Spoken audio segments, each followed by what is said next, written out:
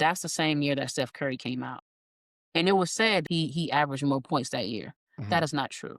He was second.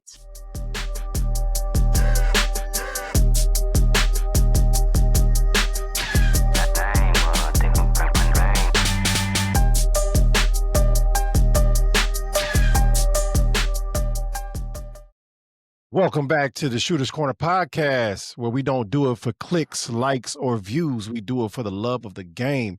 And today, we are shining a spotlight on a name that still carries weight in basketball. GOAT conversations across Peoria. A name that, if you were around during that era, meant buckets, swag, and pure basketball brilliance.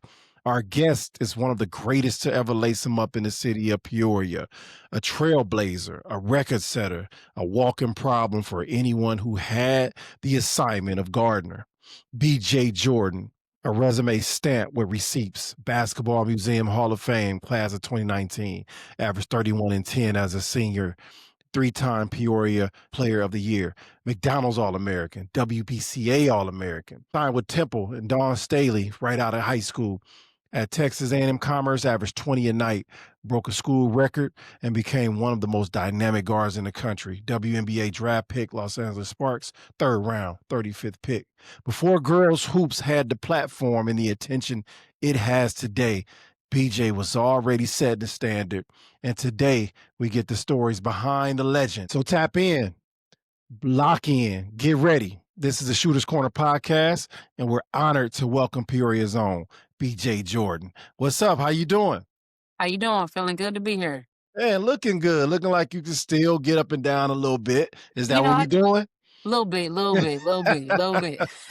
That's awesome. Before we get started, I want you putting you right on the spot. See what you know about your legacy and the legacy in the city of Peoria. Name your top 4 Peoria-born female hoopers, excluding yourself. We know you on that top 5, but we're gonna see who's joining you. All right, I'm gonna go with Nora Lewis. Oh, yeah.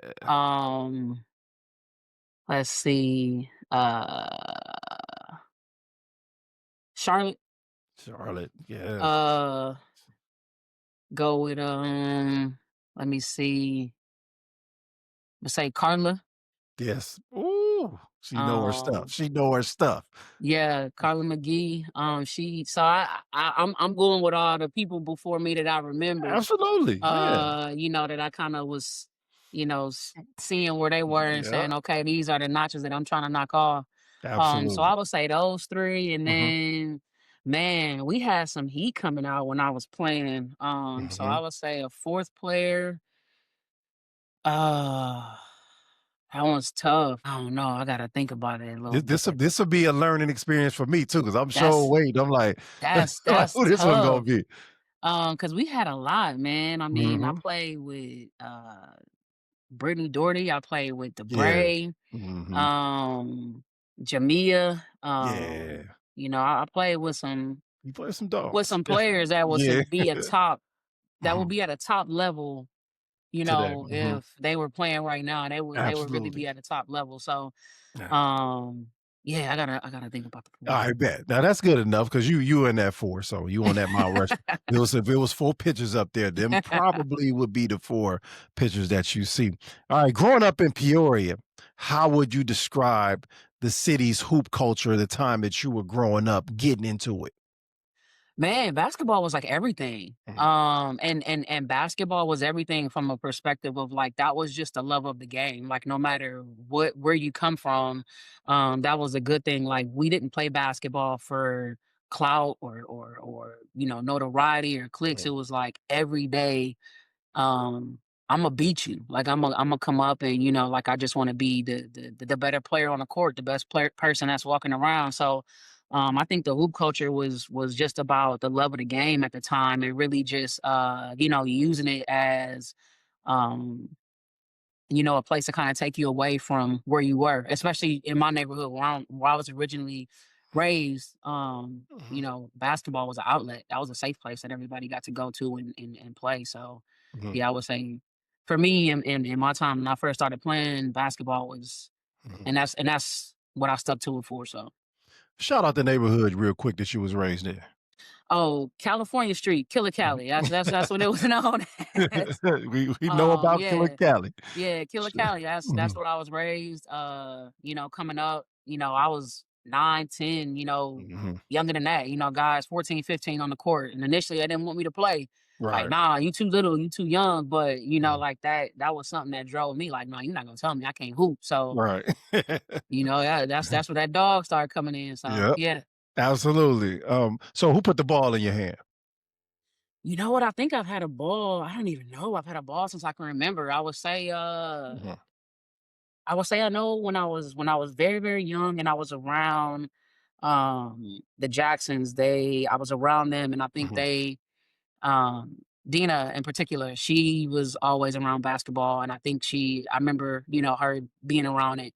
But I know once me and my dad locked in and he really saw how important basketball was to me, that's when basketball completely changed. mm, It completely changed and it changed my life. And he helped, really direct that with the basketball for sure.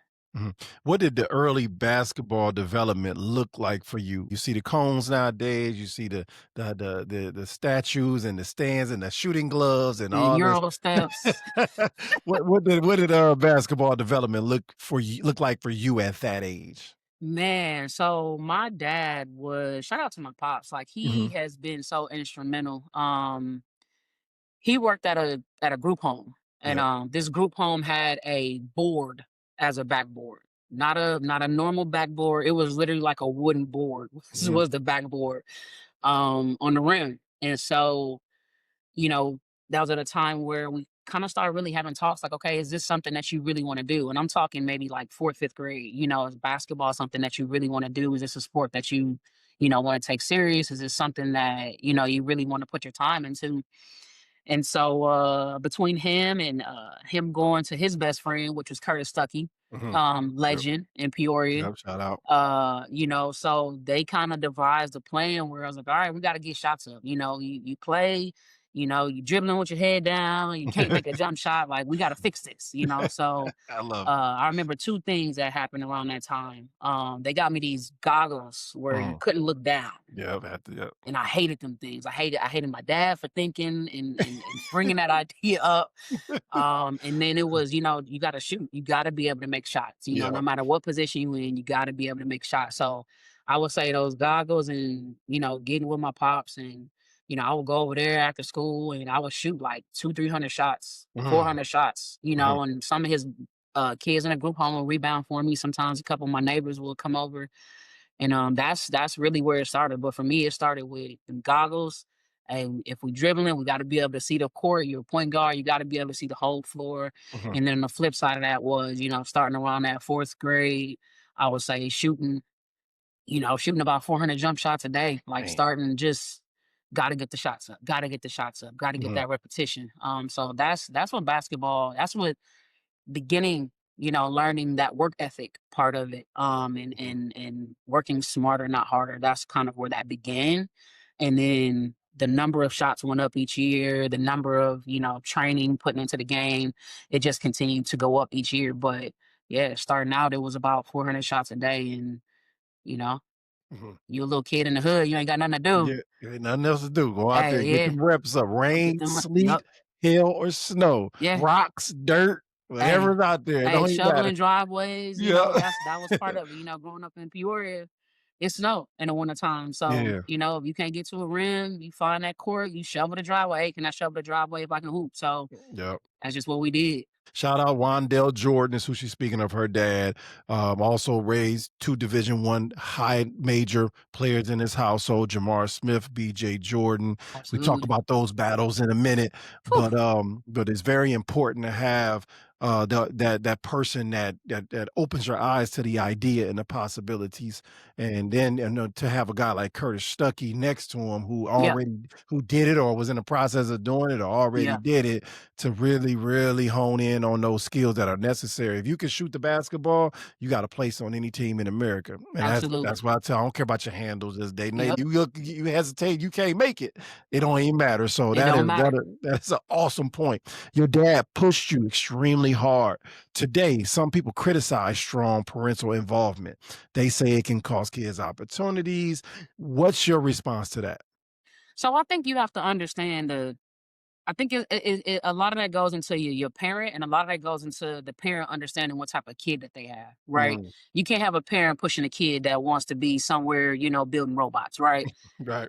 If dad was doing that, I wanted the kid to do that. But I think when you had the formula that me and my dad had, it worked for us because I wanted to be better and I wanted to do whatever it took to be better.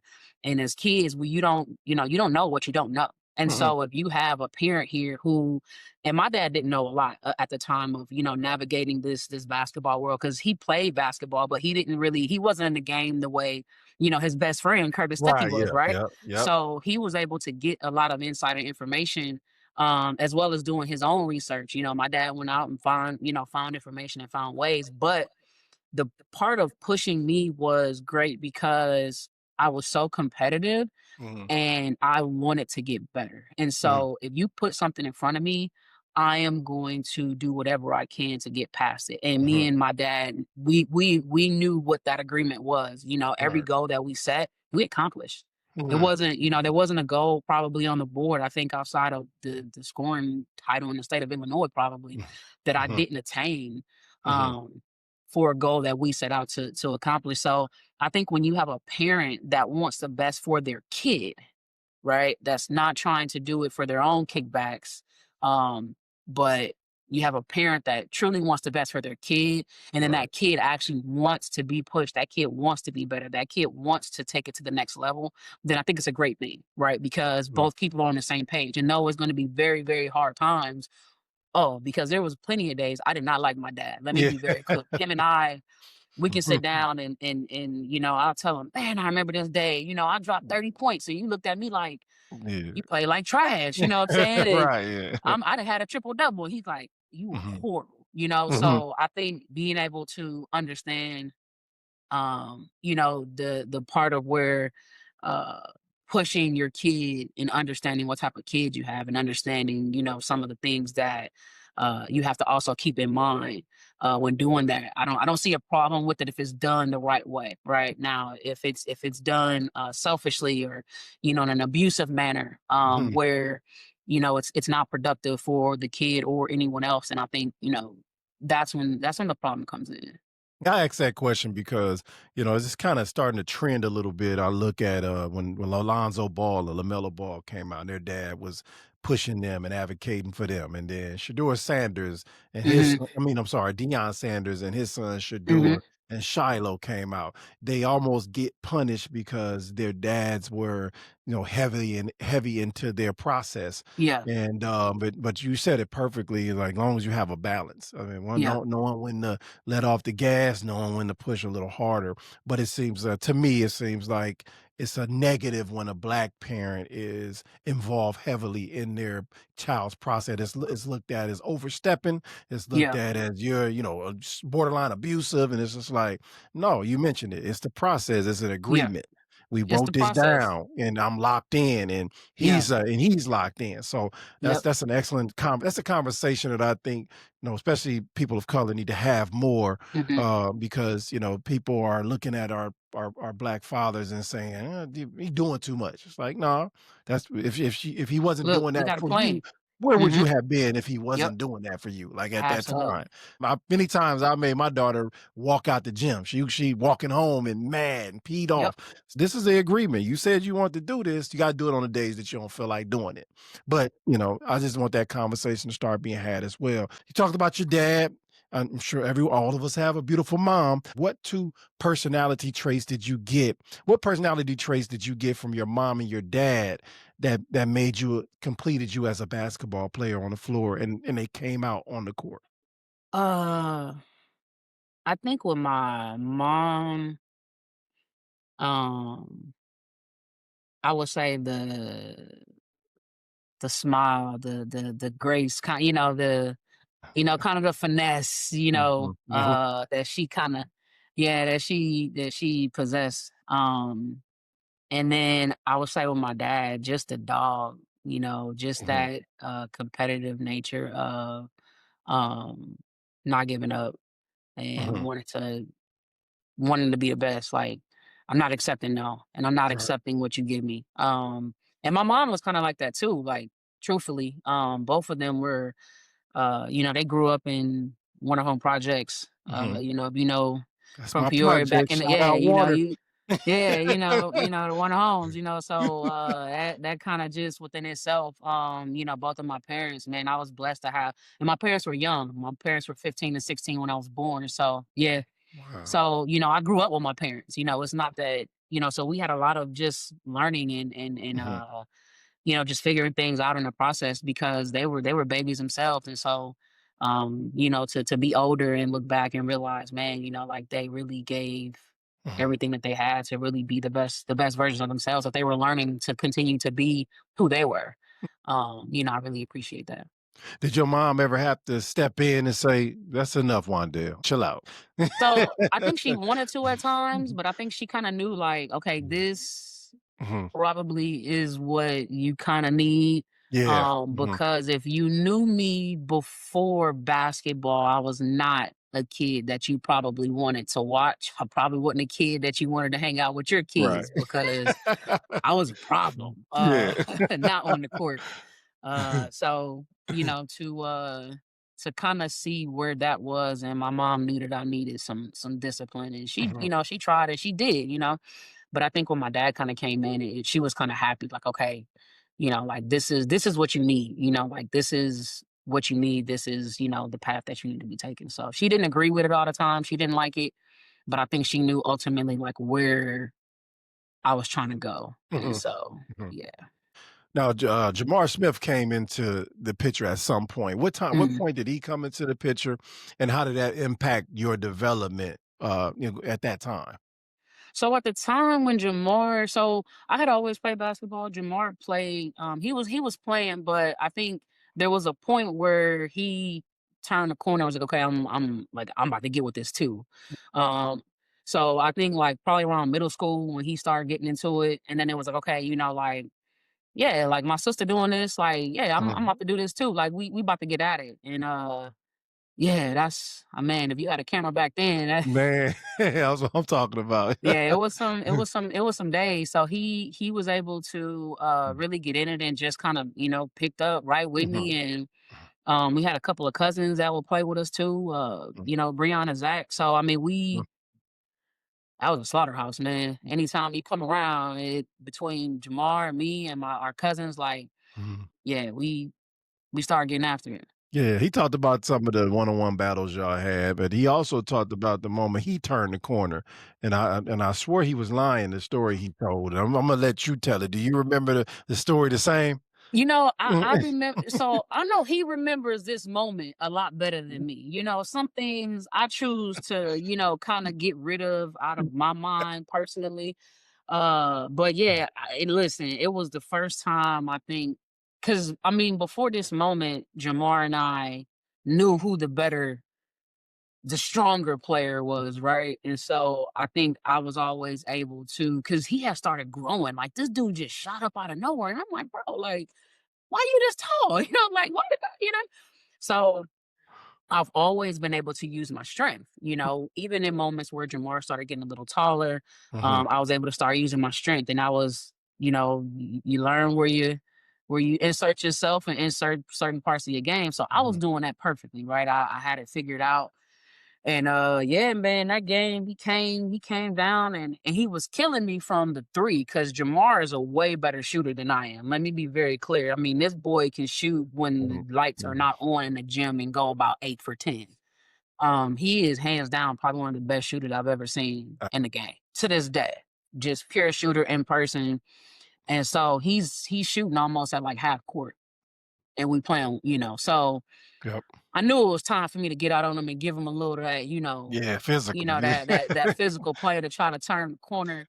And I'll be honest with you, man. All I remember was that dude going up, and flushing on me, and I said, "I'll never play you again, bro. Like this is it." Like I knew at that point, like, nah, Yeah, I'm yeah. not letting that dude disrespect me like that again. I ain't never been dunked on by nobody like that in my life, and my brother do it. Yeah, Oh right. yeah, he Man, that went up, story man. And that was when he turned the corner. Like I yeah, think that was the moment for him where he realized like I can do yeah, this. Like I got this. mm, And I was beautiful for him. I was because you could see it in his walk, you could hear it in his voice, you could see his shoulders, he stood up tall, yeah. so I heard he got to sit um in the front. yeah, hey, listen, the front seat was an honor. Yeah. You listen, you did not get in the front seat unless you won, okay? So that was it. Like I was cozy in the front seat. Like that Mhm. was my seat That's between and my cousins, like so yeah, he he that's he funny. definitely yeah, he had front seat that day for sure. Awesome. And before I close out this segment, the origins and legacy segment, where's some of the places in Peoria where you used to get to it on the hoop court? Where did you guys hoop at? So outside of initially, I would say my street and my dad's group home, Mhm, it would have been Landmark. mhm, That's where all the any battles of me, my brother, us working out, my pops, 'cause my dad played with us. mhm. Landmark for sure. Landmark got I mean, if they had a video in that gym and was able to pull back some of those archives, man, you had some Man. golden stuff then. Mhm. But Yeah. yeah, I would say Landmark, Carver, Yeah. Carver outside, that was definitely a big one, especially probably by the time I got to high school between Landmark and Carver. That's where I spent a lot of my time. So Mhm, I would say really those two spots is where mhm. I spent a huge chunk of my time and my brothers us hooping and getting to it. So you get into high school. You decide to attend Peoria Central High School. Why did you decide to go there? So I was playing with my best friend at the time, was Anissa. Mhm. She was the point guard for Central. And we were playing together on the AAU team already. I was playing their age group. They were 2 Okay. years older than me, so I was playing their age group. So, Mhm. they also it was a business program that they had at the time that Central had, Yeah. started. So, it Mhm. was just like it just made sense, right? Mhm. That was my interest at the time. And then on the backside, I was playing with all my friends that I was playing with Yeah. in AAU. So it just was a Mhm. no-brainer, to go and play with them, which, we were able to do some good things in that 2 years, made it to state. Um, and so yeah, it was just kind of like a no-brainer for me at that point, like playing with my homies that I'm hooping with in the AAU team and then go over and, take it to the next level in high school. You moved from Peoria Central to Woodruff. What went Yeah. into that decision?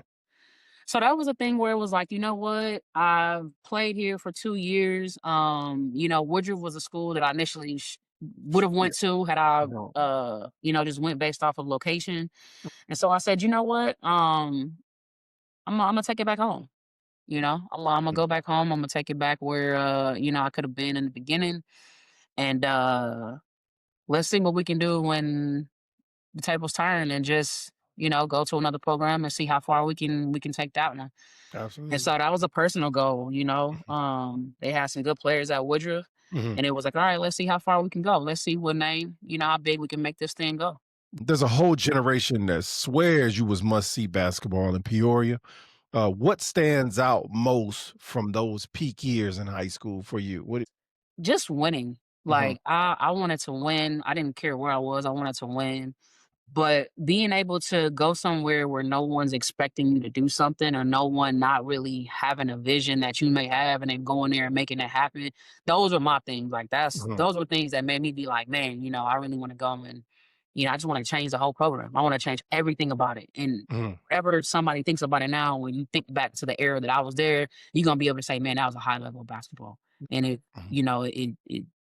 and that be a precedent that's set. So I Mhm. think for me, as far as like playing in that time, those are the things. But I just loved playing. I loved the part of the game where you get to continue to get better. You get to continue working on your game. There were some games we would start out, whether it would be summer or even in high school games. Me and my dad was like, "All right, we're gonna start the first half and Mhm. with the left hand only. You know, left hand shots only. Mhm. Let's get a good. Unless it's just right there, It's left hand. So really the challenges as well, the challenges of the game within the game. But yeah, just finding ways to keep getting better, finding ways to keep winning, and just to love, man. Like Mhm, I love playing basketball, so I think that was always easy for me to never have a bad day. mhm. Um, playing. Who were some of your biggest competitors, your biggest competition back in that day? So coming up, my 8th grade year, I was watching Cappy Pondexter, Mm, and Angelina Williams. mhm, Those were the 2 top players, mhm. in the state and in the country rather. Yep. Cappy ended up going to Rutgers and, Angelina, I wanna say she ended up at, Illinois, U of I. So those were like 2 top players right there that I Mhm, was looking at. And then obviously, as you start growing and you start gaining a name for yourself, you become a mhm. target. Absolutely, So yeah. then I started juggling that, right? Because you got the top players in the country that are in your state. And Mhm, so just getting up to play those teams, getting up to play those games, my dad has a tremendous way of motivating me to do that. Gosh, that guy. Yeah, so I would mhm. say those were like the 2 premier players in the country at the time, ahead of me, and then that started coming up after me, I would say would have been, Candace Parker, Okay. um, Mm, yeah, Candace Parker, damn. Erin, she played for Fenwick, they were a top program, Mhm, in Illinois, so I would say probably those 2 players that were coming after me, mhm, were 2 eras of basketball where it was like, "Okay, I'm coming for these heads, and now, okay, these are coming up, let me cut these 2 heads off that's coming, just so I can establish, alright, this is what it is when you come and play me," and I think, I don't I don't talk about tooting my horn a lot, but I think anytime I went up against any top player in the country, mhm. I never walked away upset. So did you matched up against Cappy? Every one of them, Oh, word. every one of them, Okay. yeah, Damn, every one okay. of them, and I Mhm. think when the game was over, each game, I think everybody else knew as well who one of the better players walking off the court was. I don't think people understand the feeling of, being from a smaller town. And then you go up to Chicago, you go to Indianapolis, you go to Florida, Vegas. The best feeling in the world is after the game. Mhm. When you walking through the line and Yep. shaking hands or Yep. you're about to leave, and they be like, "Hey, yo, where you from? Yep. Where you come from?" Like, Yep. that's validation. That means you did what you came to do. And you know what? To this day, people say, "Where you from?" And I say, "Oh no, Chicago." No, I'm from Peoria. But that's part of no, I'm from Peoria. I am 3 hours away from Chicago. So my area code is still 309. I am 309. Listen, one thing I respect and I rep is where I'm from because that's what Absolutely. allowed me to be the person and the player that I was. Yeah. Nothing made me happier than to go to Chicago and Mhm. run through that city and they thinking that I'm local. Now I'm from Peoria. When I went to these blue chip camps, because back then, we coming up, we had the blue chip camp, the Nike Yep. camp, all Mhm. these invites, Yeah. and nah, it's not Chicago, not St. Louis. I'm from Peoria, and I'm And coming to wreck shop, and you don't remember who I was when I leave. absolutely, because them blue chip camps and that was all every top player in the country was there. It ain't like Yep, today, you go pay for a camp and you the only one there can play, nah, but every USA top player was basketball, there. all of Yep, that. all Yeah, that. They need to get back to that part of it. I know yeah, the moms and pops get to make their little cash and all that, but having nah, that top real legit top 50, top mm-hmm, 100, same space, yep, drilling it out, then hooping, yeah, that's how you determine and then now that's you what it's can at. have real rankings Yep. of who's the best basketball player that Yeah, we've and it ever it was seen. good, man, because Mhm, I mean, every player that you saw, because I mean, back then you had what the Slam magazines, it was magazines, right? We didn't come up with the internet, right? We had the magazines, so you look at like who these players, and then you go to the camps, and then you see the names again, like all right, this player, all right, cool, so yeah, so it was always good to get in mhm, those invite only camps or yeah, USA basketball was a great experience I got to do out in Colorado and mhm. again, nobody expected the North team. We were the team to be slated. We were the team that nobody expected to win, and we went undefeated in USA basketball. So again, I was the point guard of that team. I led that team. I think in points and assists. Um, and you were a kid out here doing it. When did you realize you weren't just good, you were different? Is there a moment, a game point where you performed and you knew that you were special? I think I started realizing that when I got older. I think my head was down so much coming up. Um, I didn't really realize it because I mean, people would say, "Hey, my junior year, I averaged like 30 some points a game in high school." And they're like, "Oh Mhm. man," and I'm just like to myself, and I guess to what I was thinking, like, this is what I'm supposed to be doing, Mm, right? Like, so I never was able to like take a step back and be like, "Oh man, that was a great accomplishment." Um, and then even my senior year, averaging almost 30 points. But I think when me and my dad would sometimes have talks and I would go and play against these top players, right? I mhm. think that's when the confidence of feeling like, okay, I'm capable of doing whatever I want to do. I'm capable of accomplishing these goals that I'm setting out. I think that's when I started feeling like, okay, I'm capable of accomplishing my goals. I'm Yeah. capable of doing these things. I think as I got older, um, I started realizing I was a lot different Yeah, than, absolutely, yeah. the players that I came up against or I played against, and just of the times of where basketball was and, just the way we set goals and the way we, had certain parameters and things that we wanted to do. And then being able to do those things, I think looking back, I realized, man, like that was pretty awesome. And I was blessed to be able to do that. The pure hooper doesn't think about that, and I try to explain that to people, like, we really just play for the love of the game, Yeah. like, I just woke up every day, and that was, like, my food, like, it wasn't breakfast. Forget breakfast. I'm trying to where we hooping at today? Yeah. That was my Who lifeline. available? What day is it? Sunday? I'm by myself today. Everybody at church. Yep. I wasn't church, so you know what I mean? And I think Lifeline. yeah, that's why you don't remember, some people don't remember those moments because they just it's the pure, I just want to play. I Yeah. want to compete, and I want to feel myself getting better each day. So that's not unlikely. 2003 McDonald's All-American, what do you remember about the moment you got the call? Man, it was good because that's what I have been working for, Mhm. that was a goal, to be the McDonald's All-American, to be Street and Smith, All-American, Parade All-American, WB's, like those were all things that I wanted to accomplish. I knew that when I was done playing, you know, I had to be able to have a resume of something, right, in order to be able to, say, "Hey, I was the best player to play this game." I was one of the best to ever do it.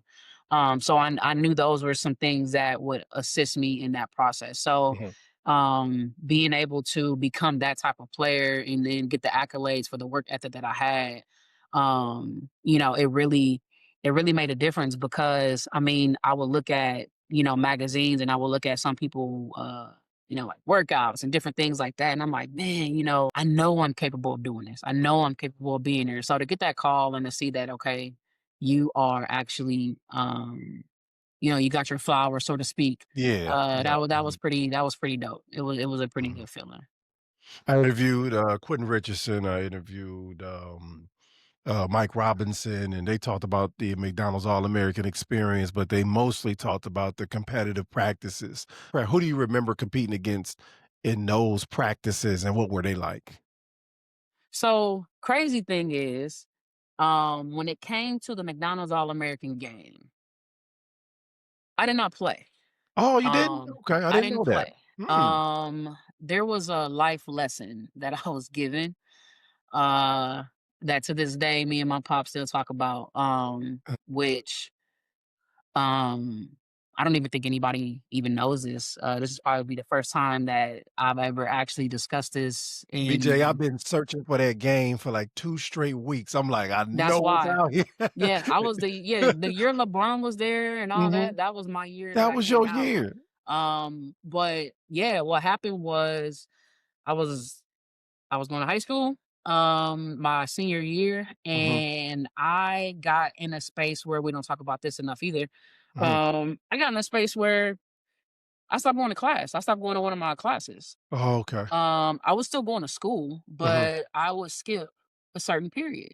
Whether it would be to go hoop, whether it would be to hang out, whether it would be an extended lunch. Yeah. Um, Right. yeah, Yeah, for sure. I I, remember them days.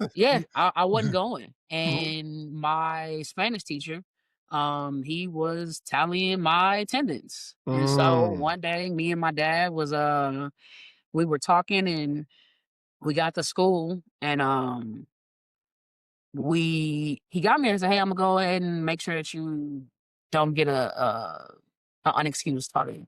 I'm like, "No, you good, Dad. You know, you don't have to take me in." And he takes me in, and the teacher pulls up the admin office. They pull up my attendance, and yeah, he was like, "Well, why is all this stuff under her name?" You know, Mhm. like, Mhm. and so, "Oh, that's her attendance." He was like, "What you mean that's her attendance?" "Yeah, that's her Mhm. fourth period attendance." So they printed it out. And my dad saw that I had been skipping fourth period. And yeah, I begged my dad to whoop me. Like I've never begged for punishment. I begged, prayed, pleaded, Yeah. um, please, dad, Yeah. just whoop me. Just As a take me to the senior in high gym. school, whoop me. Dad, I don't care what you do. And he said, That's "Nah." He said, "You want to make decisions as if you're above what you're supposed to be doing. And we don't do that. That's not how mhm. we, that's not how we roll. That's not what I've taught you. That's not acceptable. And I think there's a lot of things that go into um my upbringing that my dad was very big on, that people didn't realize either. And when we talk about your parent pushing, my dad pushed me in every part of life. It was not just about basketball. My dad forced me to think. Don't be a group thinker. Don't be a follower.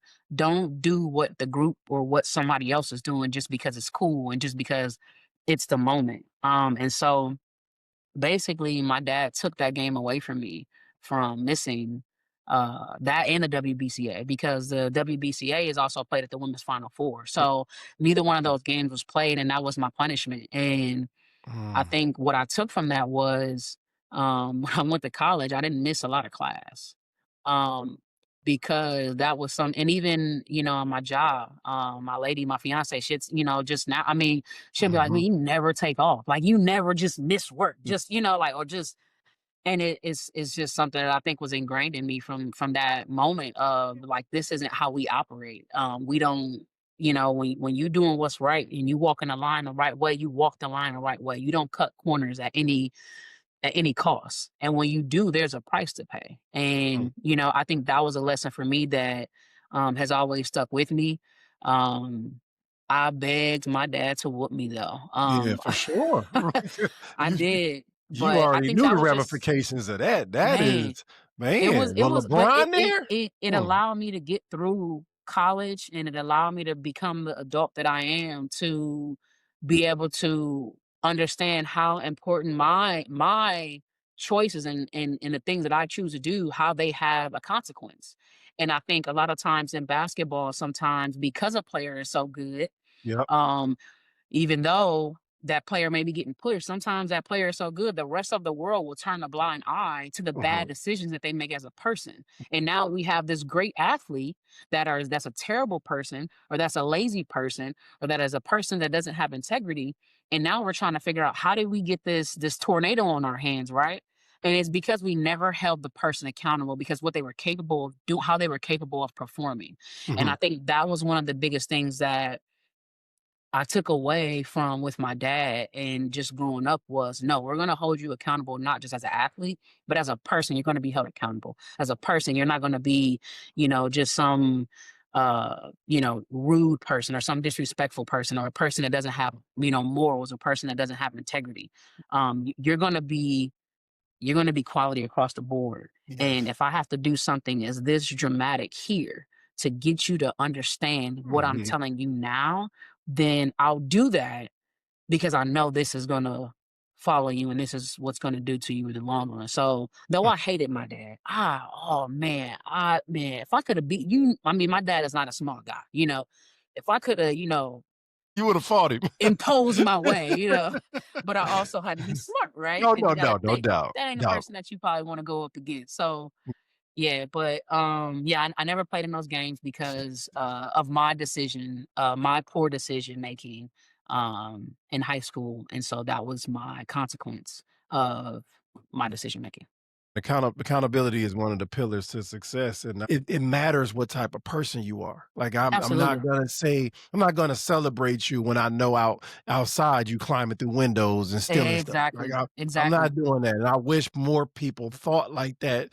Yeah. Don't give the credibility to people who are or have 2 different lives and have 2 different Yep, personalities. yep. If they're doing the right things, not perfection, not Nope. saying that they're perfect, but they Mhm. acknowledge their mistakes and they work to rectify them and move on, Yeah. that's a goat to me. Like, That's go huge. It's huge because Mhm, I mean, and we see it, right? We see it, and a lot of times, we see, the parents that are out here.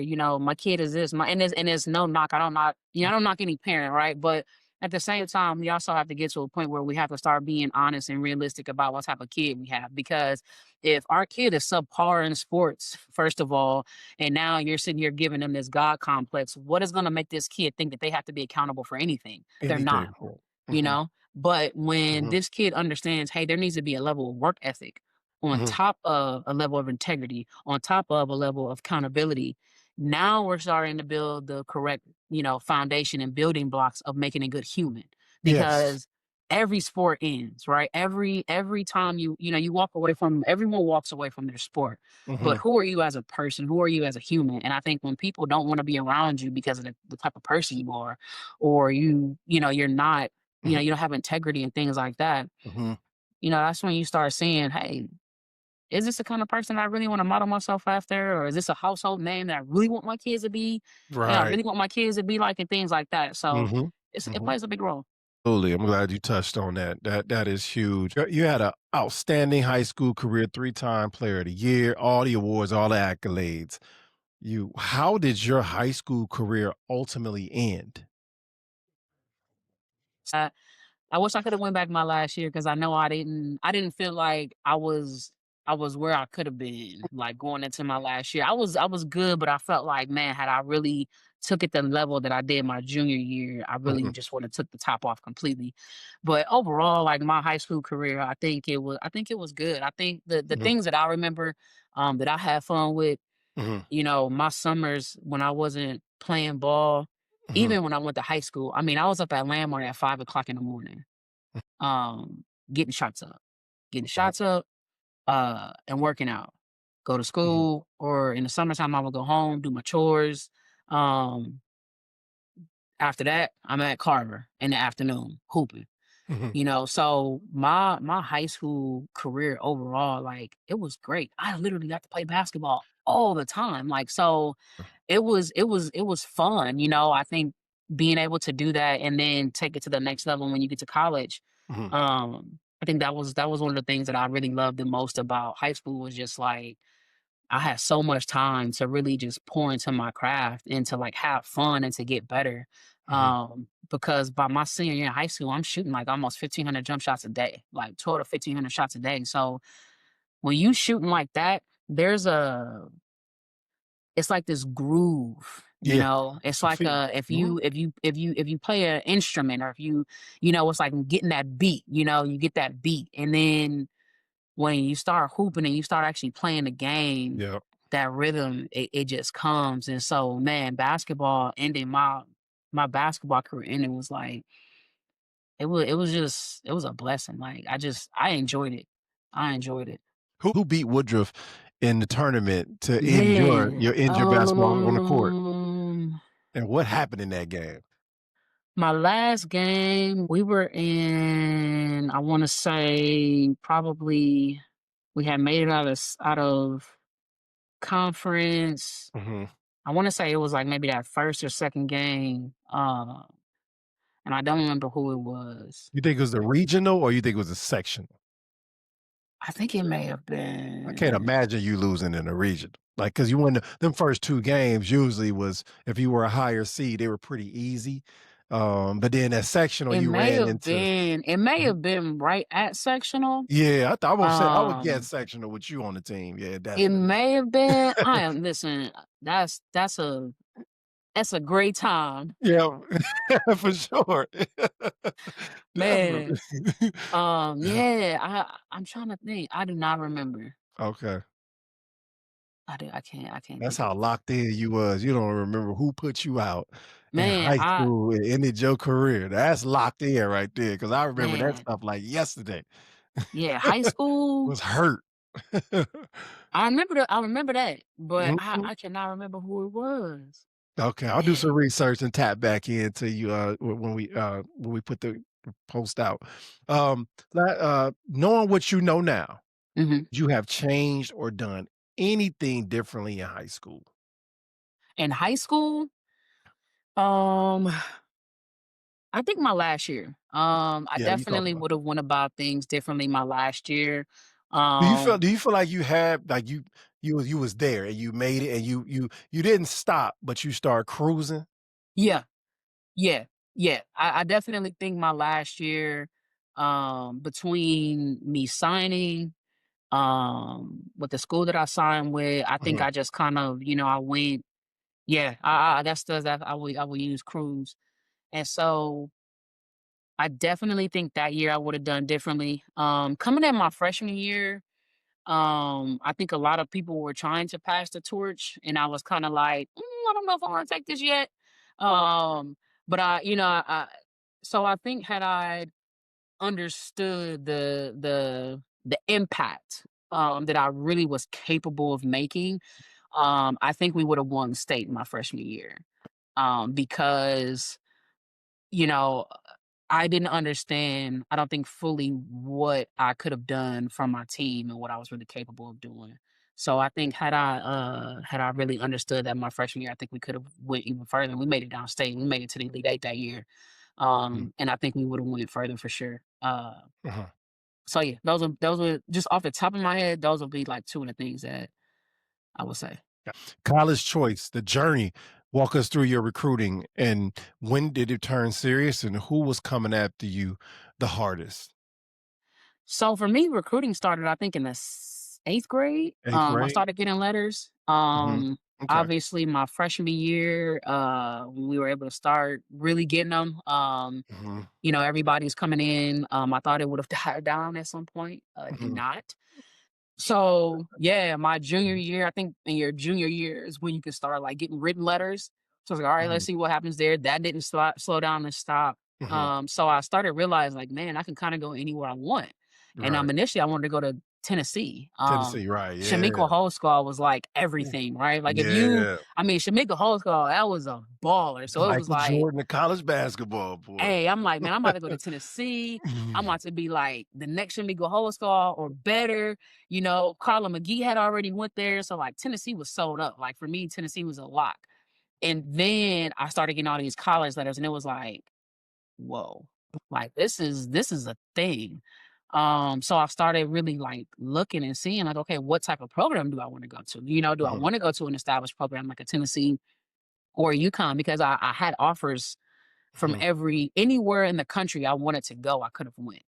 Yep. I literally could have picked a school and I had an Mhm, offer. So mhm, when those type of opportunities and options come, then you have to start really weighing in a little more and narrowing that list and figuring out what you want, figuring out what's a better fit for you, what type of program you want to be in, what type of coach you want to be coached by. And I think that came up with my top five. I only ended up taking four visits, which was mhm, USC, University of Southern California. I went out there on a visit. I went to University of Arkansas on a visit. I went to Notre Dame on a visit, and I went to Temple University on a visit. And most of my visits were all because of the coaches. The mhm, teams were good. I think probably Notre Dame would have been the highest ranked program of that four. At the time, Coach Muffet McGraw was there, and I liked her as a coach. The coach out at USC, their assistants and those programs made a really great job of recruiting. And then University of Arkansas, they were really great. They had a really good coaching staff as well. Um, and then it was Tennessee. Obviously, you had Carla McGee on the coaching staff. You had a couple other really dope assistants. And you had Dawn Staley as your head coach. Any point guard that wants to play in the Olympics, that wants to go to the WNBA, that wants to be able to set the records and have a resume on a professional level that she had. I felt like to me that was the best option to choose. Not to mention Temple was an up and coming program. It wasn't an established program. So it was a place where I could go and put my imprint on it, how I had done in high school, and really help Mhm. take that program to another level. So um, that was kind of where everything kind of lined up. But I mean, the recruiting process was fun. I Yep. mean, just I mean, my I think we have like boxes. Like my dad has like Mhm. Tupperware boxes and garbage bags of just like letters that he kept from the moment I began the recruiting process began. So it was really cool. It was really cool. Let's talk about Dawn Staley real quick. What was she Mhm. like as a recruiter and a coach? And are you surprised at the amount of success that she has had, post BJ? I'm not surprised. I think the thing about Coach Staley Mhm. was she had a way. She had a way with people. She was a hooper, Right, for right? sure. So At she heart. spoke a language that wasn't necessarily a coach's language. She more so spoke from a hooper's perspective. Mhm. And you also have to think at the time she hadn't been coaching very long when she was at Temple by the time Mhm. I got there. Mhm. When I got there, I was her highest. I was her highest recruit she had ever signed before. At that time. Now she's signing McDonald's All Americans Absolutely. every Got recruiting 10 class. of them. But at the time, I was her first McDonald's All American Wow. recruit that she had ever signed.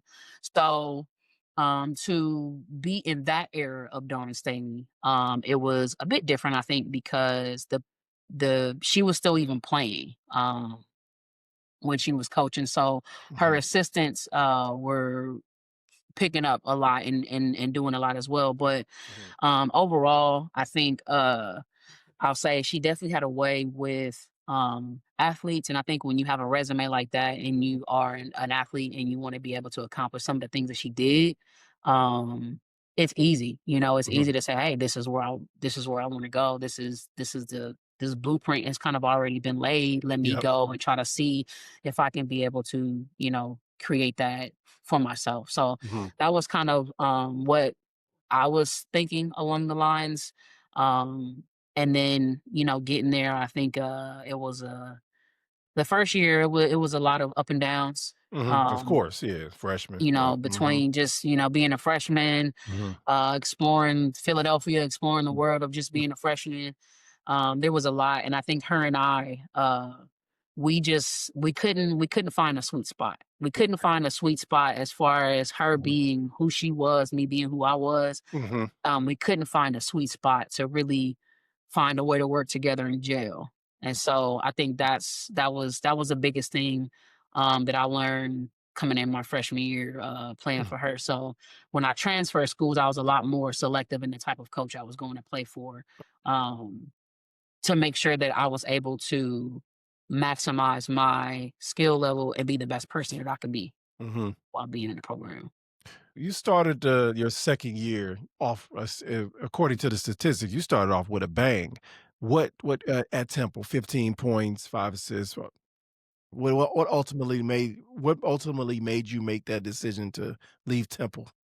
I think just where I was as a person, I think there's some programs where you could be as an athlete, things can go well, right? But as a person, you can not be able to really fully be who you are. And Okay, I think gotcha. when both aren't able to fully align with one another, I think that is where kind of it can, go either way. And so sometimes that can even spill over into basketball because now, the basketball side is taking a hit from something personal, That's personal, and things right? like that. So I think that was just a thing for me. Like I had to be able to be in a space where not only was I going to be pushed and be able to be a great athlete, Mhm. I was going to be able to fully be who I am. And I don't look like your average basketball player. I'm not your average basketball player. And even though at the time I didn't realize that, I guess Mhm. my actions were showing like, hey, like I have to be able to be the whole person. And that's one thing about me. I have to be able to operate authentically in who I am 100%. And so, um, I just made the decision of, hey, you know what? I'm gonna just have to go ahead and just take a step back and figure out what it is I really want to do Mhm. and how I really want to move forward. And so, yeah, my second year, I ended up getting out of there, and I didn't even transfer because back in the day when you transfer, if you go from a D1 to D1, you Yep. gotta sit out. Get your So butt out. yeah, so it was like, man, what do I really want to do? So yeah, I made the decision to go ahead and leave. Once I made the decision to leave, Mhm. then it was a matter of I think I had got in such a dark place. That was probably the first time in basketball where it wasn't being fun anymore.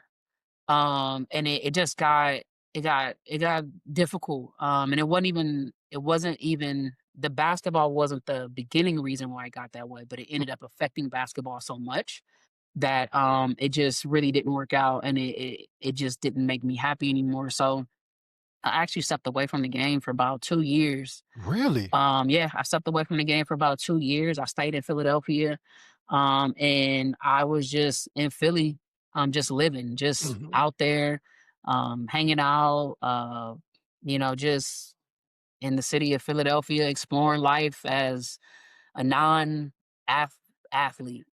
just as the human BJ. And there was a lot that I experienced. There was a lot of people that I came across where it was like, man, um, had a lot of these people had the opportunities and been part had half of the talent that I had, they would be Mhm. making, the best of those situations. And so how Right. can I not take advantage of the blessing and the opportunity that I've had? And so it just really made me think like, man, I gotta turn my life around. Like something has to change. And so I started me and my dad started talking again about basketball. Mhm. I kind of put it back out there on the circuit, like, okay, I'm looking to start playing again. And then I got I got in contact with the coach that was at Texas A&M Commerce. Mhm. Yep. He started recruiting me. And the thing that I really just respected about him, Denny Down and Coach Down, the thing that I really respected about him was he came in the door and he was like, "Hey, I want you to play for me, but I also want to make sure that the person is happy." Yes. And I think for me to be able to understand where I was mentally, for him to be able to come in and make those statements off the board and saying, "Hey, like the person is just as important as an athlete," for me, Mhm. that was huge because a lot of times we get put in this box as just a basketball player, as just an Yes. athlete. Mhm. And I was Yep. realizing I'm not just an athlete, And so I was able to, him and we stayed in contact, ended up coming on a visit, and I fell in love with Texas. I fell in love with the program. I fell in love with what he was about. And so when I came down here, man, we had like 3 kids that were from D1s already that was on the team, and we was a Division 2. So, we it was kind of like all of us was on our second chance. And so I think that was the beauty of our team because we had all had an opportunity at the top level, but then for one reason or another, it didn't work out. And Mhm. now we're here and we're at this Division 2. And it was like, okay, we can sit here and feel sorry for ourselves, or we can sit here and we could turn it up.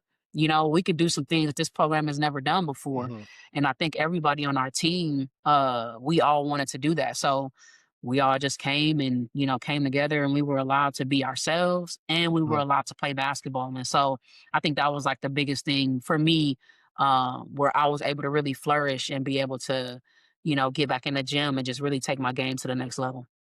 You Yeah. I love the opportunity to transfer now. Yeah. Like, we old school. We like, "Nah, Yeah. you stay loyal to where you been," all Yeah. that. Yeah. I You gotta know understand where you now happy. going through Indiana University, watching it happen, coaching Mm-hmm. at the college level, watching it happen.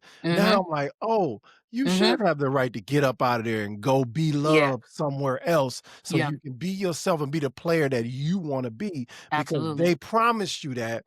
I think we need especially at that level because they don't talk about, female basketball much Mm-hmm. in that regard. It's always Yeah. just hyping up. Kim Mulkey hyping up these coaches. Like, Yeah. who are they really? Yeah. And how do the people who didn't have success under them feel about them and why? Yeah. And because you're ruining a lot of careers by not them those kids not being able to defend themselves because they just don't know Yeah. like how to other than to just transfer. I think there's a couple of things that happens in the sport, especially in Mhm, the women's sport. The men's sport, I doubt it's as mhm. it happens as much. But I mean, the reality of the women's sport is there's a whole nother lifestyle that I would say a good percentage of the females lead, right? And no one's blind to that, and that's a lesbian lifestyle, right? So, you have a lot of coaches who sometimes, and especially in my area when I was coming up, who struggle with that.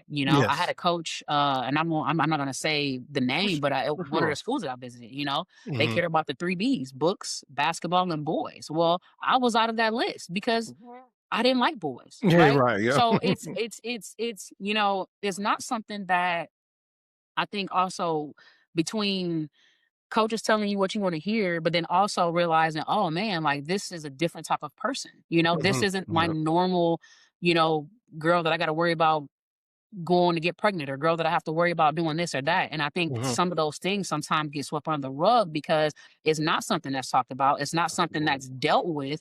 And so now we're here dealing with young adults who may be looking into a different lifestyle. And history tells us just because of the stigma, oh, it's bad, right? Instead of saying, hey, I don't care who you like, I don't care what you do, but Mhm. you have a responsibility to go to class, you have a responsibility to be at practice, and you have a responsibility to be the best person that you can be. In the same way that I'm going to tell you to choose the best guy that's going to respect you, that's going to treat you right, that's not going to put his hands on you, that's not going to be abusive, that's the same thing I'm going to tell you with whoever you date. And when we look at it from that perspective, it takes away the whole taboo thing. And just like growing up, right? If your parents tell you, I don't like that boy you talking to, I don't like that girl you talking to, what you do? You Yeah. go and you want to You be know, around that that's the person person even you gonna more, talk to. right? So if we just take that whole veil down and have honest conversations with these kids, because a lot of times, truth be told, they're not coming out and finding their sexuality a lot of times until they get into college. Or they've been Yeah. hiding it in high school and now they're finally out in college. So instead of trying to say, hey, this is not something that I'm going to accept, but having a true conversation, hey, if this is what you're going to do, I could care less. What I do care about is the same rules and expectations I would give you if it was a normal situation. And I think when we're able to have those conversations, Mhm. I think then we are able to cater towards the whole student, the whole Yes. person, the whole Mhm. athlete, right? Yep. The same as telling you, you're going to come here and you're going to start right off the top and you're going to average 15 points a game. No, you're not. And any coach that tells a player that they're going to come in and do that right off the top, they're not being truthful. Because at the end of the day, you can get a transfer last minute that's better than you. And so guess what? That promise that you were made is Mhm. going out the window. You could come in and get hurt and the person that was supposed to replace you is now doing a great job starting. So now you have to overcome that. So I completely agree when coaches say, "Hey, this is what I'm gonna do for you," instead of saying, "Hey, you know what? This is what I have. This is what I have envisioned for you. This is what you're capable of doing here in my program. If you come in and you work Yep. every day and you prove that you are capable of being the person that I have envisioned you to be, I think you can do some great things in my program." I Uh, think when we have those conversations versus, oh yeah, you're gonna come in, you're gonna do this, and I'll have you. Yeah, you may be able to say that in some programs, but I think overall, I think, yeah, we have to have more real conversations because there's no guarantees in this. There's no promises in this. And only thing you can know is I'm gonna come in, I'm gonna work, and I'm gonna outwork every person to show one, I'm capable of being a great teammate, and I'm mhm. capable of leading this team in whatever way I need to. What was it like hearing your name picked in the WNBA draft? Man, so we had a watch party. Yeah. Mhm. So We had a you watch kinda knew it was a possibility. So yeah, Okay. a few WNBA teams had come to see me my senior year. My junior year. So I was at no my so I was at I played 3 years at A&M Commerce. My first year we broke I don't know how many records. That year went to Elite Eight, which is the equivalent of the Final Four in D2. My second year, we didn't go as far. Still won conference. Third year, same thing. My third year there, I averaged 31 points a game. Mhm, I think I almost averaged a double double that year. And I had a few WNBA uh, coaches come and check me out and things like mhm, that my senior year, my last year there. So I was pretty aware of what, I was capable of. mhm, Side note, I want to say this. That's the same year that Steph Curry came out. And it was said that he was the top average. He averaged more points that year. mhm. That is not true. He was second. He was Okay. second to you. It's not many times I go on You record gonna saying get stuff, but I'm yeah. gonna just point that out. Ain't nothing wrong with Uh that. yeah, but no, so yeah, Mhm, my last year there I averaged like 31 points a game. And so mhm, I knew that it was a possibility. My assistant coach and my head coach, they had put together like a highlight tape, well, a disc at the time, and sent it out to some of the WNBA scouts. So I mhm, knew that there was a chance. I knew I had some people in the backgrounds that, coach, they knew who I was and knew once I got back on the circuit. mhm, So they were rooting for me as well. And I think it was just a matter of, that, my agent, and just the powers that be mhm. said that, hey, it was a possibility. It was a Right. possibility that there was Mhm, a few teams that were interested. If not, I knew that it was a possibility that I would get invited to mhm, a couple of camps if I didn't get picked up. So mhm. we had it was a very small, intimate watch party, nothing major. I knew the talent that was coming out, that was on the big stage of what Yep. people saw and stuff like that. So Mhm. um we just had something real intimate. And it was funny because it happened and I didn't even hear my name. Oh, They, in the women's draft, sometimes you'll hear like it'll be players drafted and it's on commercial. So they came back and they were updating the list on okay. who Your had name been on there? drafted. That's And crazy. so we see it flash on the screen and everybody started screaming, Yeah. so yeah, so that happened, and then like my phone started ringing. I got on the phone with my agent. Mhm, At the time, Michael Cooper was a coach for the Sparks, so mhm, got on the phone with him. Want to say I got on the phone with Lisa Leslie that day as mhm, well. Like, mhm. so it was a pretty cool experience. That's awesome. Um, Candace Parker was there that year. She was pregnant, but like she was there that year. So, yeah, so it was really cool to wait for the draft to be coming back on, and then you see Mhm, them put up there, like the last two draftees mhm. that have been picked up and see your name. Yeah, that was real cool. Awesome, Yeah. awesome. So you get out to LA, then what happens? Man, I didn't realize it, but I had anxiety like crazy. I was couldn't sleep. Like I was trying Really? to be at the gym every hour, Mhm. almost on the hour, Right. to like Mhm, prove who I was. And something else, so something that had happened before I got drafted, I mhm. had surgery on my stomach. Okay. Mhm, Um and so I had something called endometriosis and PCOS, and a lot of women that hear this podcast, they're gonna know exactly what I'm talking about. And they probably I'm grim. They say, "Ooh, ooh." So yeah, I had that, and so I it had been affecting me so bad, it was getting worse. So I was like, you know what? If I get this procedure, then it's gonna allow me to go out here and really not have to worry as much, because what people didn't know was I was averaging all those points, but I was in pain every day almost and taking pain medication and all mhm, that. And I didn't want that to be life, right? Getting drafted and now I need to find a pharmacist and a doctor to start writing me some pain meds because I'm in pain. I didn't want that to be my experience. So I got surgery, and so I'm like 3 weeks out of surgery and I'm already working out against doctor's orders. So I'm out there and I'm just like grinding, grinding, grinding. And I think, looking back sometimes when, you know, everybody don't expect you to do something and then you do it, everybody don't like that. right, for sure. Yeah, I know Everybody that, everybody don't like the fact that, yeah. if they put you here and then you actually show that you're capable of being here, Yeah, it's not like, oh man, like we have something to work with. yeah. Some people don't like that. Nope.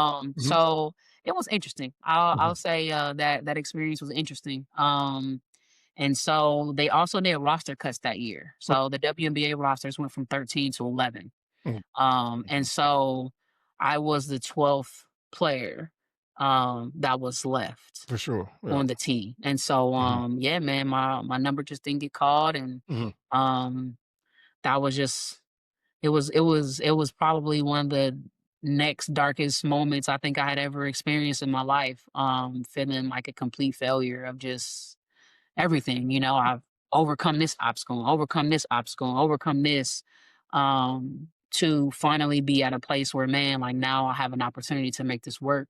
mhm. Um, and it didn't work out. So I had opportunities to go overseas. I could have went overseas, but I also had an opportunity to coach Division 1 basketball. And so Okay.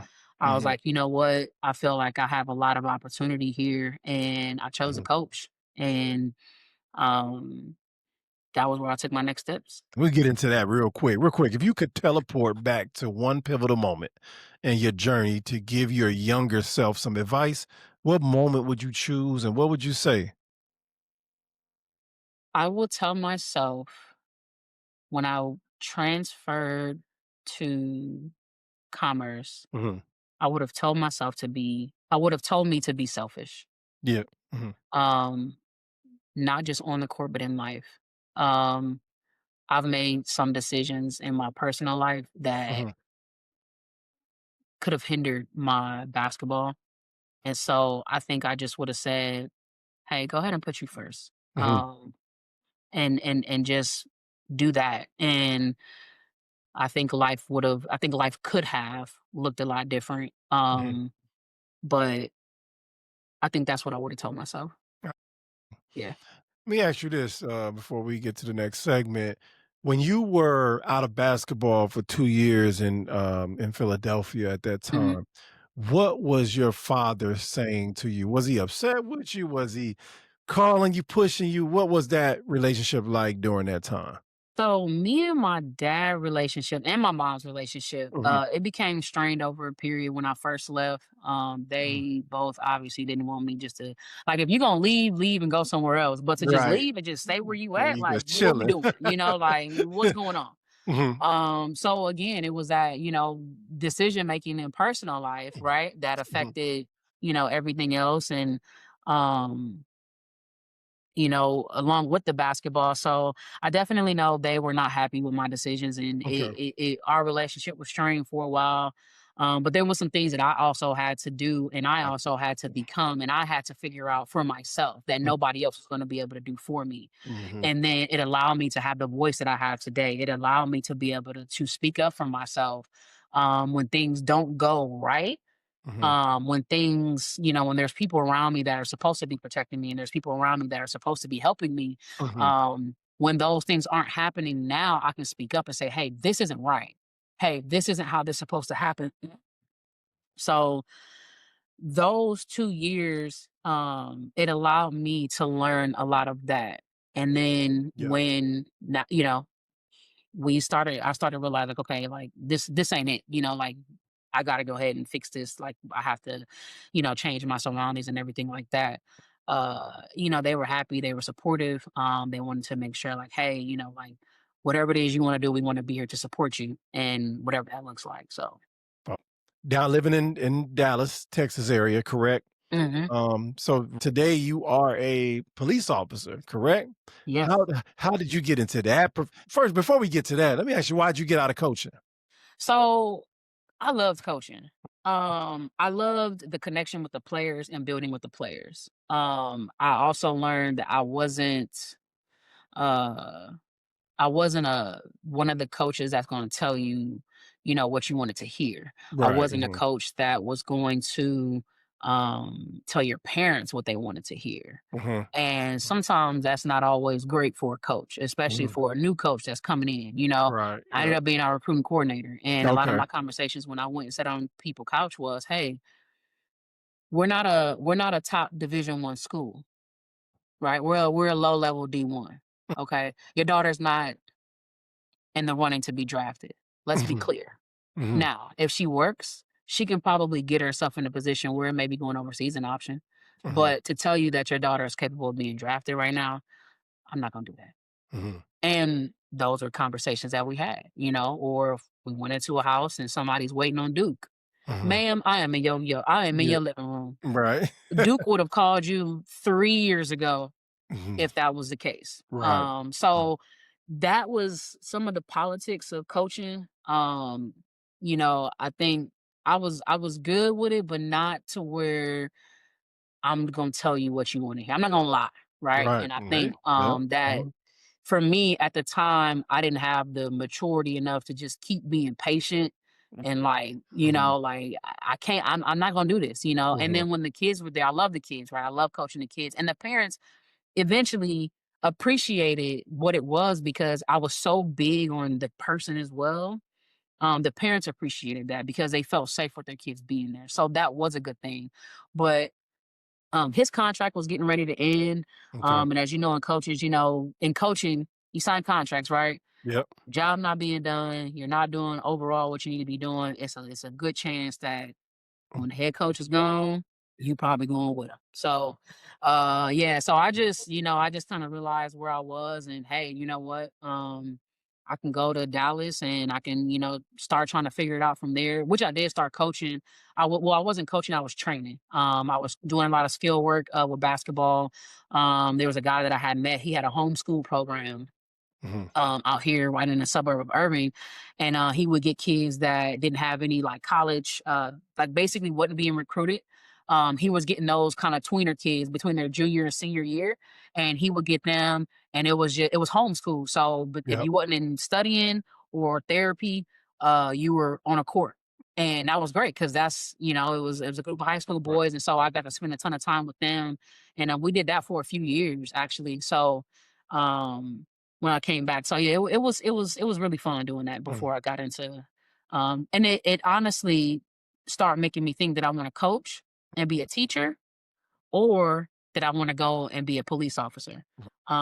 Because and so that's how it segued because Mhm. growing up in Peoria on my block, police were not something that you enjoyed to see.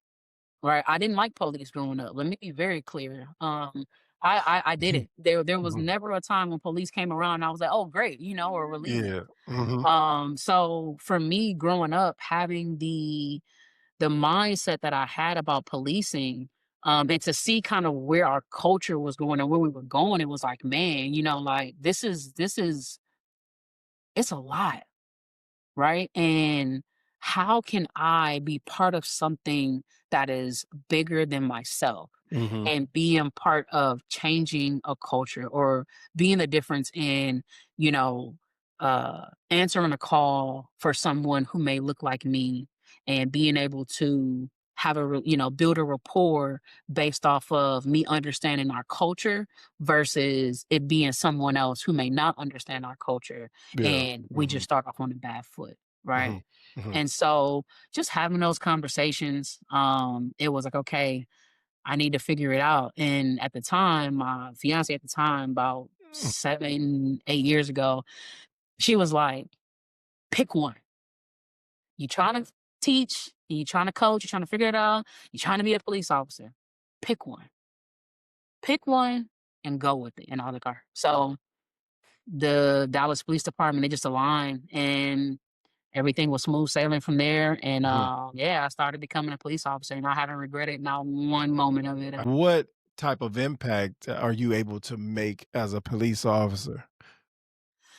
Pretty much the area that I initially patrolled was, like, the inner city of, like, South Dallas and Pleasant Grove. I mean, you probably heard I've them heard of South areas Dallas. called out on some songs, so that was initially where I was in patrol, working nights, and so the beautiful thing about that is at the end of the day, we all people, Mhm. and, Mhm. when you understand that each person is human and when you understand that you have to treat each person with respect, it's a lot easier to navigate and it's a lot easier to do things. And Mhm. so, yeah, so from that moment I was in patrol, I was doing that. And then I got into like DWIs for a minute, where because I mean, you start seeing the effect of like people driving drunk, like how bad it can be, right? And so I got into that for a little bit.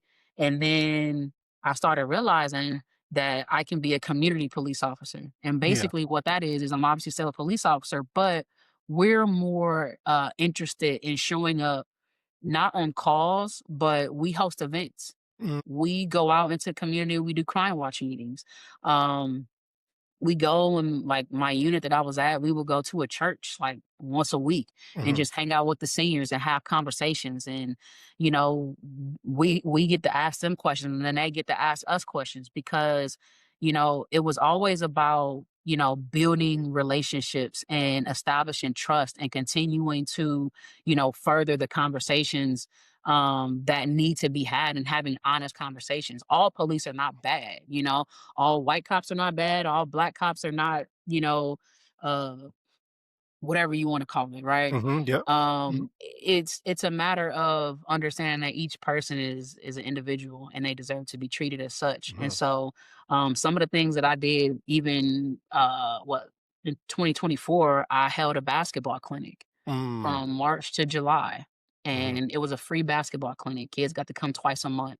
And we did basketball drills, we played, and it was free for the community. Any kid mhm, that wanted to show up within the age parameters, they were able to play. We right, took 10 of those kids, we took them to a Dallas Wings basketball game. We took them to the circus. We did a back to school event where we mm, gave away over 800 backpacks and school supplies. We gave those kids a free pair sneakers for school. mhm, We ended the year last year doing a Christmas dinner, and mm, basically with the Christmas dinner, every the 10 kids that we end up selecting to go and do those events with us. All those kids got a wish list, and we picked 1 to 2 gifts off their wish list and provided it to them. And if they had siblings, we also gave their siblings a wish list. None of this has mm, anything to do with answering a call. right, yep, None of this has mhm, anything to do with a traffic stop, mhm, right? yep, All these things are about letting kids see police are human, yep, that we want to be here, that we care, and that we really want to make a difference in a positive way. We don't mhm, we don't just want you to think of us on the worst day of your life.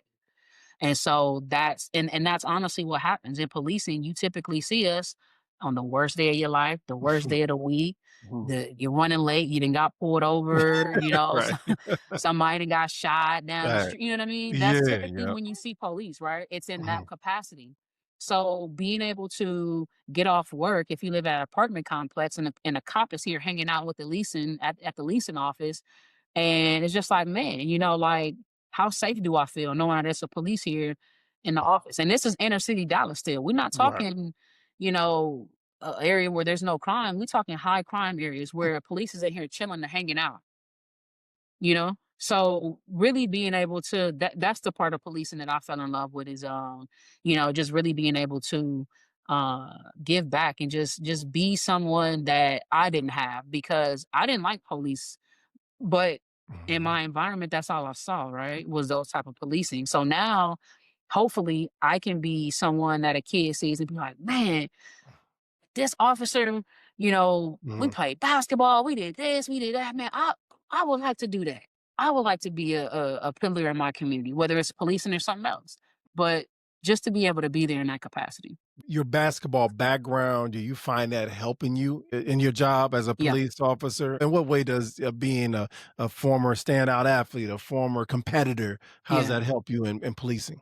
So I think as a leader, Mhm, being a leader, you learn mhm, what a way that I may be able to talk to you to get out 100% or to get out what I need out of you is not going to be the same way I may be able to talk to someone else. mhm, And so being able to learn to read the room, knowing how, understanding, okay, the goal, what the goal is, right? If we're getting to a call, I'm already planning in my mind all the scenarios based off what type of call this is, right? So mhm, understanding what type of situation I'm going into, and then also being able to think in pressure situations, right? mhm. Now, obviously, uh, going into a fight, or going into a shooting scene is a lot different than making that free throw to ice the game and win the game, right? But you learn that pressure, right? Because your body interprets that pressure and that adrenaline. Absolutely. It's all Mhm, interpreted the same. So when you've gotten used to that, and so mhm, now when it translates over, it's like, okay, cool head. All right, let's understand what's going on. Tactically, what are we doing here?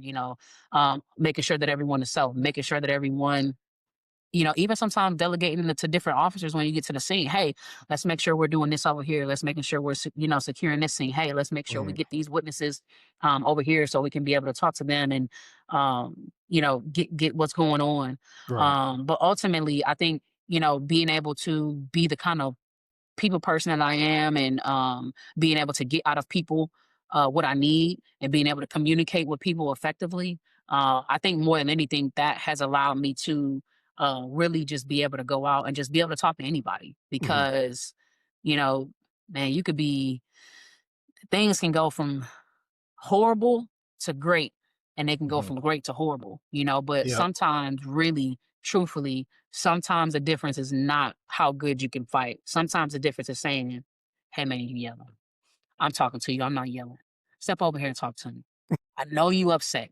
Brother, I know you mad. You have every reason to be mad. I need to find out what's going on. Come talk to me." And that's the difference Mhm. versus me yelling at him, he's yelling at me. You know what I mean? And now we're both up here, but I've been able to come here and I'm low. I'm, Yep. I'm talking low. I'm Mhm. able to get you to listen to me. And those type of things is what I think kind of makes policing, like Yep. it kind of translate from personal life and playing basketball to now being able to communicate effectively and still see people as people at the end of Yep. the day. De-escalation and emotional intelligence. Oh I think man, the two huge, biggest things that are huge with just with huge. our community. We wanna Absolutely. if you look on YouTube, you look at all these social all you see is screaming and arguing. I'm just Hmm. like, the older you get, the more you realize Nope. there's no way you can resolve any issue with both people screaming at the top of their lungs Not gonna and happen. and to control your emotions and situations. And that's what sports teaches us. Mhm. Teaches us to be able to recognize the situation, not get too high, not get too low, Yep. stay right in the middle, breathe and relax, de-escalate every situation, man. One player you wish you could have played against past or present that you sitting there watching. I know you be watching them games like, man, I would give him the business. Who was one player you wish you could have played I'm against? gonna tell you a player that Mhm, just I've respected, mhm, um, mhm. Maya Moore. I would have loved to go up against her because to me, pound for pound, she's one of the best players to play the game. She's my GOAT. She she is. Diana Listen, Maya Moore does it all, and I think the difference with her is she don't have to talk trash to No? do it.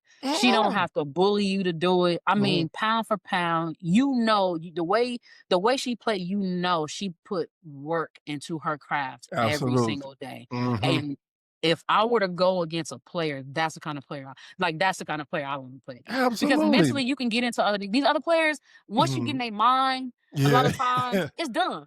Right. Like mentally they're done. But a player as even killed as her, that's a player I would have been like, man, that would have been a dog fight. I watched her documentary, I don't know if you've seen it, and I was just shaking my head. She was Hey, doing a great yeah, job of helping people that were yeah, incarcerated. I'm sitting here with the side eye like, yeah. Sometimes, "Man." man, listen, it is crazy because sometimes, man, people you become so just that human in you, right? That's just Mhm, like, hey, we got to do what's right. Sometimes that takes over, and I would have loved to see her still on the court, but mhm. her journey, man, and it was crazy because it happened so fast. She was like, "Nah, sitting out," and I was I'm like, done. Like, that's like, "What?" you go watch that girl play, that is just beautiful basketball, like, Beautiful. easy, Yeah, simple, yeah, effective, man, and I just don't understand. I just want somebody to interview her and ask the right question. Like, yeah. I need to know, like, what made you just not wanna go from the most dominant player to Yeah, not just but wanna you know play at what? all? She had already done it Ye all. Yeah, There she was did. nothing that She did. there was nothing else technically Mhm. that she needed to prove. Like Right, that's true. she Mhm, every level she won at every level, and she was not just win, she convincingly won at every level. And it was like I guess she was like, it ain't nothing else to do, like I'm glad you brought her name up. Shout out Maya Moore. That's like yeah, my Maya female, my Moore was GOAT. she was She's that I just mean, and the mid range, them the pull up. man, Like, everything. that mid-range the mid first of all, mid-range is not respected enough in today's basketball. I mean, it's either a Euro step or a step back Mhm. three. Don't get me started on that because Yeah. you know, I there's nothing wrong with a 15-footer in my book, I okay? don't understand it, that how hard that shot is, like, It to The the floater, step back three, how hard that is. Like, why would you wanna do and that? half the time it's traveling. So, Yep. but Oh, we get into that. We I showing try to our keep age my right now. rents. Yeah, I try to We keep should my rents to a minimum, yeah, yeah. but I love me a good pull up, man, a good Mhm. floater. Hey, that's it right there. Last 2 questions. What, what message do you want young hoopers in the city of Peoria to hear from you? Do it the right way. Mhm, Do it the right way, and don't cut corners because, everything that you do right now, you are building the building blocks of who you are right now. And you are setting the tone for your future. And so, if you have an opportunity right now to do something great or you want to do something great, um, do it the right way and respect your craft, regardless of what it is. Respect your craft. Because when you respect something, you cherish it. mhm, You treat it the right way. You honor it. Same with people. When you respect something, you just treat it the right way. mhm, And then and then also you have to be able to be a good human. mhm, Right? You can't just be okay with being a one-dimensional person and just ride that wave. mhm, At some point, you're gonna have to show up as a human. And if you don't have life skills, if you don't know how to do your laundry, if you don't know the difference between how important it is to tell the truth and to be honest, um, if you don't know how to do those things, it's gonna become very difficult as an adult because you're gonna be very behind. And mhm. people will see that and people will treat you as such and then you will feel that. So respect your craft, appreciate your craft, work hard at your craft, but then also don't take no shortcuts. Absolutely. And finally, when people talk about BJ Jordan, what do you want them to say about your career and your impact? As far as my career, everything I did, everything that I came across, I earned. Nothing was given. It was earned, and you know, I worked very hard to accomplish everything I did. And the other part of that was to see me as someone who made the difference in your life somehow, some way, Mhm, whether it was, at work or whether it was a conversation if you came past me. Now I try to make sure that, whether it's life lessons or whatever it is, hopefully I can be remembered as someone who gave you a piece of information and made a difference in your life in a positive way. absolutely. And that right there is why BJ Jordan's name still echoes through Peoria gyms today. On behalf of the Shooters Corner podcast, we want to thank you for sharing your story. The highs, the lows, the challenges, the lessons, and the legacy that still inspires young hoopers across the city, boys and girls. As always, we don't do this for clicks, likes, views. We do it for the love of the game. Until next time, this is the Shooters Corner podcast. I'm your host, AJ Guyton. We'll see you next time.